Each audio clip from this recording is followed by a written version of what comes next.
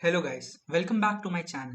And the question that we'll be solving today is merge overlapping intervals. So now this question is really much similar to the previous one that we have solved, that is merge intervals. Okay, so we will see how exactly we'll be reaching out to the best solution that we have inside this.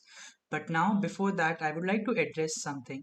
That is, I have seen that many of you who watch my videos haven't subscribed yet.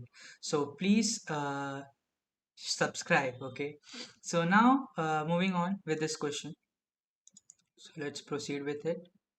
Yeah, so the question says that we have been given a collection of intervals, merge all overlapping intervals. Okay, so given is this and we have to return this particular value.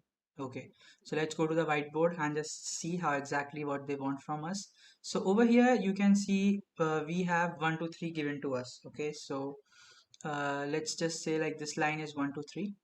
Okay, this is 1, this is 3. Then you have another line that is your 2 to 6. Okay, 2 to 6. Then you have 8 to 10, 8 to 10, and you have 15 to 18. Okay, so these are a completely different lines, 15 to 18. Cool. So now all we have to do is we have to just like merge these two lines. Okay, and if we do so, we get the value that is 1 and 6. Okay, so the minimum starting point and the max of these two ends, so that is 1 comma 6, and then we have 8 comma 10 and 15 comma 18. Okay, cool. So this looks easy, right? Now but then in this question it's nowhere given that this particular thing is going to be sorted. Okay, so right now we can see that this thing is sorted like with the help of the starting value. Okay, so it is sorted with respect to the starting value, but then it is nowhere given that it will be always sorted. So what we will do is we will first sort our array with the help of the starting value. Okay, and after that we will be like just comparing the ends. Okay, so as I did over here, I will be comparing my ends. Okay, so I will just check that if my starting values end, like if my, suppose if I am on this particular interval, right?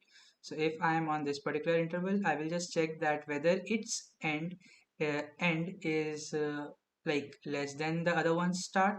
Because if that's the case, then start. So if that's the case, then I will like directly put it in. Okay, but then if that's not the case, that means there is some merging, and I have to just resolve that with start being the minimum element of these two and end being the maximum element of these two. So I hope many of you remember from the previous, like if you haven't seen the previous video, just watch that, because over there I've explained how exactly we'll be using the structure over here and how we'll be like sorting that particular thing. For those of you who want more information regarding this sorting stuff, you can check out my hostel, something like that. Okay, some question was there that was hostel allocation, so you can check that particular question, and that will like help you out to understand the compare function. So now coming on to this particular stuff, so let's start coding it out. So we have been given this. Okay, the first step that I said was, now there will be a base case as well, right? So if my size is less than equal to a, in that scenario I will just return my a, right? So I will say that, okay, let's have the size over here inside our variable n, and I will say that if n is less than equal to 1, in that scenario what I have to do is I have to just return my a, that is the vector that I have right now. Now after this, now what I will be doing is, I just said I have to sort it, right? So I will sort a dot begin comma a dot end. And now as we are sorting inside a structure, that means we want to have a custom sort compare function as well. So over here it's my compare function. Okay, so I'm again telling that for those of you who don't know how to use this compare function, please do watch the hostel video that I have created, hostel allocation, something like that. Okay, that will really help you out in understanding what exactly your sort function is, because over there I have explained in detail. So let's say compare. Okay, so I have prepared this thing. So now interval a comma interval b.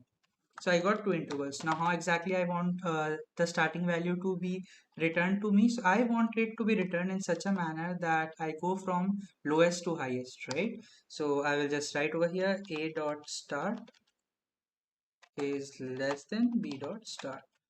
Okay, so if I do so, it will get like whatever is this symbol that we put over here, it gets according to that if we have this element as our first.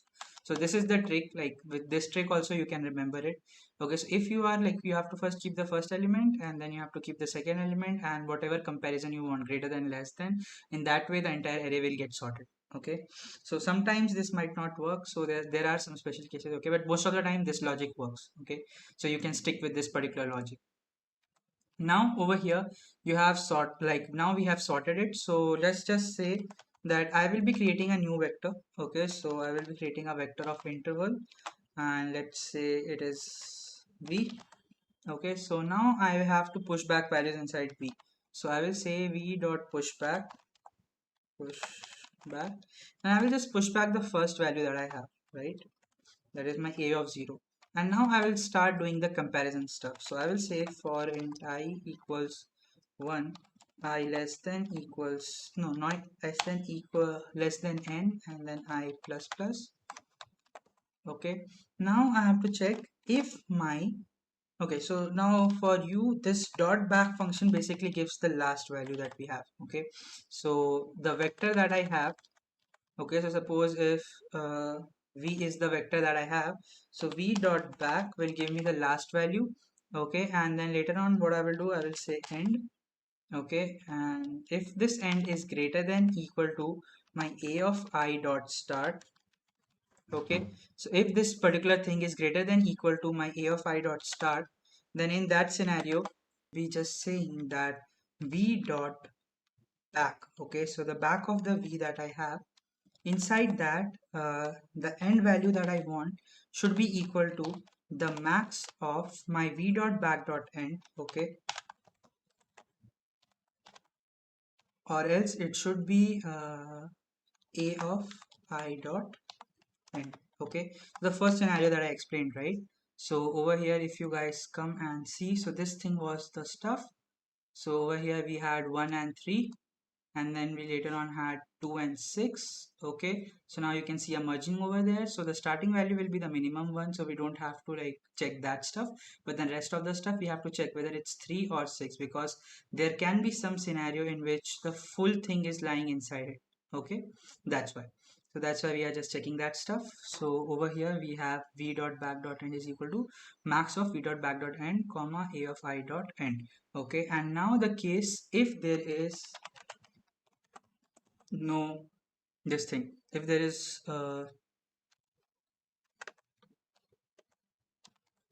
no merge, then I will just simply like push back this particular interval. Okay, and that's it. And later on in the end I have to just return the particular vector. So I will say return v, and now let's just test this thing.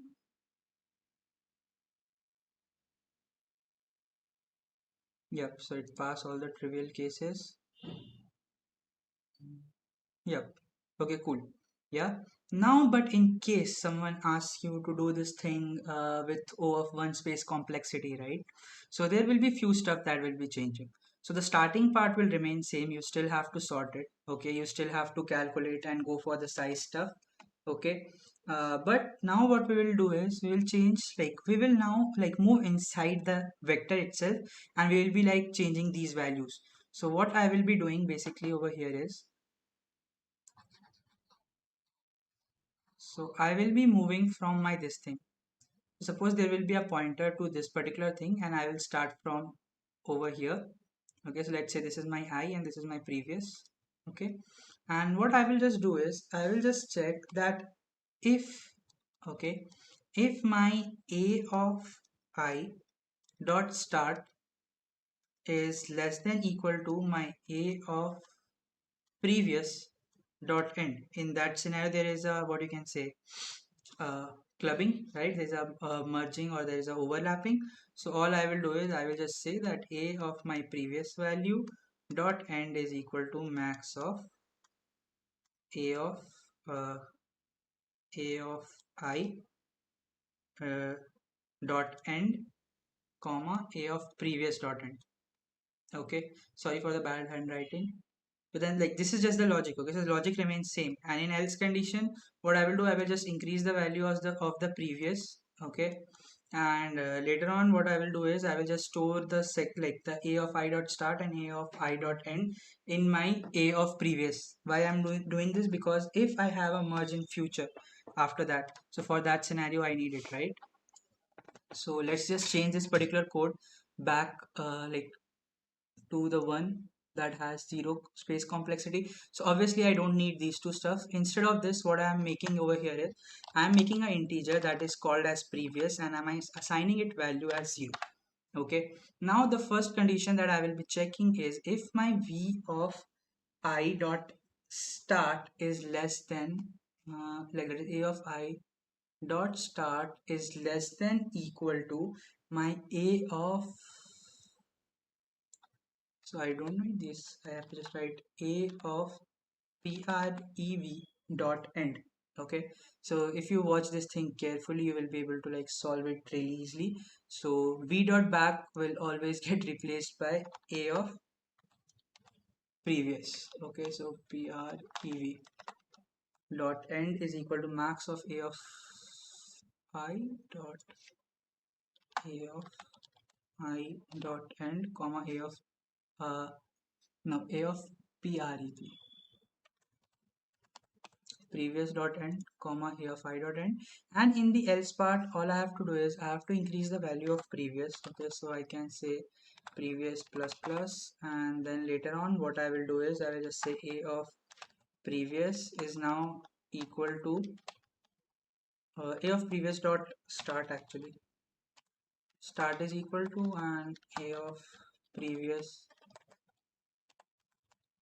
dot end is equal to, and now the new value of a of I dot start and a of I dot,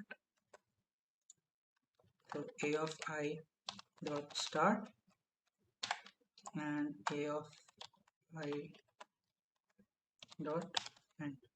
So that's it. Okay, and later on in the end, now over here, yeah, in the end I have to perform something really important. That is, after doing all this stuff I might have some spaces left, right? Because I'm merging it, so I have to just erase that particular space left. So I will be using the erase function that I have for a vector in C++, and what I will do is I will just say that a dot begin plus, like up till which value I have went, previous plus 1, right? So I have to just erase this particular value. So a dot erase a dot begin plus previous plus 1, because my previous was always the previous element of the current value, right? So that means that I have traveled up till the like second, like up till the current value, so that's why previous plus 1. And what values do I want to erase? So I want to erase up till the end of a that I have, right, after this. So I will just say end. That's it. Okay, and later on I will just return my a and not v because I haven't taken any vector. So let's just test this particular stuff.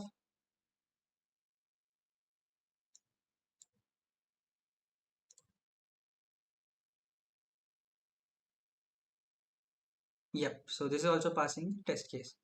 So that's it. So if you guys like the video, then please do hit the like and subscribe button. Thank you.